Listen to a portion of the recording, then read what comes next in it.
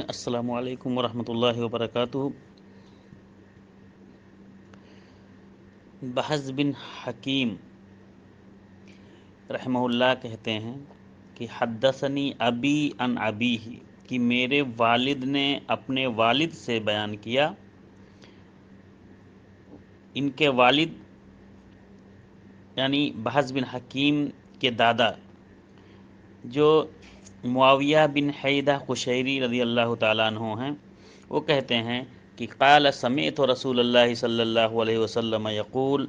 Well للذی یحدث فیکذب لیضحک بہ القوم well لہ ویل لہ۔ کہتے ہیں نبی کریم صلی اللہ علیہ وسلم کو فرماتے ہوئے سنا کہ ہلاکت ہو، بربادی ہو، تباہی ہو اس شخص کے لیے جو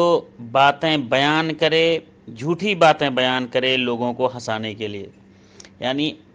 ایسی جھوٹی کامیڈی کے نام پہ یا لوگوں کو ہنسانے کے نام پہ یا تضحیک و مضحکہ کے نام پہ اگر کوئی شخص بیان کرتا ہے تاکہ لوگ اس سے ہنسیں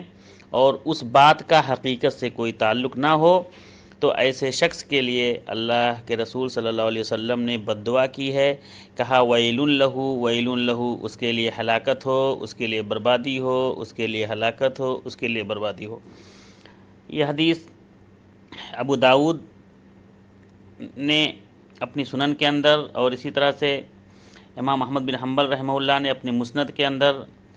اور اسی طرح سے امام دارمی نے اپنی سنن کے اندر نقل کیا ہے، اور یہ حدیث حسن ہے۔ اس حدیث سے پتہ چلا کہ لوگوں کو ہنسانے کے لیے جھوٹ نہیں بولنا چاہیے تاکہ لوگ ہنسیں اور کامیڈی کریں، تو یہ سب بالکل جائز نہیں ہے۔ السلام علیکم ورحمۃ اللہ وبرکاتہ۔